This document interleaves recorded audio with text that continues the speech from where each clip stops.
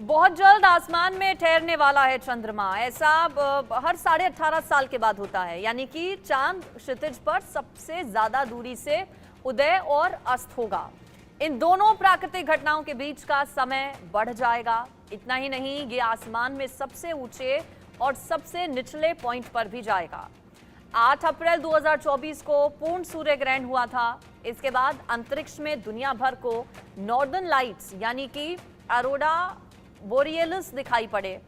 अब साल 2006 के बाद आसमान की ओर निहारने वालों और वैज्ञानिकों को स्टडी करने का एक शानदार मौका मिल रहा है, जब चंद्रमा क्षितिज पर सबसे दूर उत्तरी इलाके में उदय होगा, सबसे दूर दक्षिणी इलाके में अस्त होगा। ये कहा जाता है कि करीब करीब 18.5 साल के बाद चंद्रमा अपने सबसे ऊंचे और निचले पॉइंट पर पहुंचता है।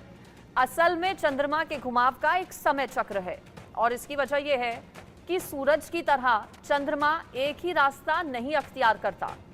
अगर आप क्षितिज पर चंद्रमा के उगने और अस्त होने की पोजीशन देखेंगे तो ये लगातार बदलती रहती है और 18.5 साल के बाद ये खास मौका आने वाला है जिसका वैज्ञानिकों को बेसब्री से इंतजार है, क्योंकि एक नई स्टडी का मौका उन्हें मिलेगा।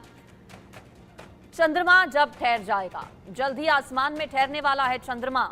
दरअसल इसके पीछे की वजह क्या है वो मैं आपको बताती हूँ। चांद क्षितिज पर सबसे ज्यादा दूरी से उदय और अस्त होगा। ये एक प्राकृतिक घटना दरअसल है और समय जो है दोनों प्राकृतिक घटनाओं के बीच का वो बढ़ जाएगा। आसमान में सबसे ऊंचे और सबसे निचले पॉइंट पर ये जाएगा।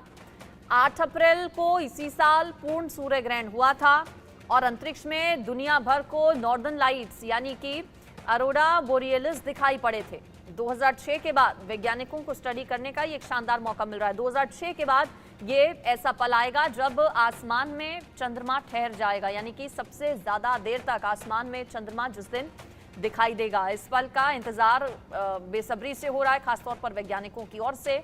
चंद्रमा धरती के झुकाव का नतीजा क्या होगा ये भी हम आपको बता देते हैं। देखिए, सौरमंडल जब फ्लैट महसूस होता है, सभी ग्रह सूर्य के साथ एक ही प्लेन में रहते हैं, इसे एक्लिप्टिक कहते हैं। धरती अपने अक्ष यानी कि धुरी पर 23.4 डिग्री झुकी हुई है। एक्लिप्टिक की स्थिति में ऐसा नहीं माना जाता। सूरज के उगने और अस्त होने का जो कोण है वो 47 डिग्री करीब होता है। चंद्रमा का ऑर्बिट 5.1 डिग्री झुका हुआ है। हर महीने 57 डिग्री की रेंज में उगता और अस्त होता है।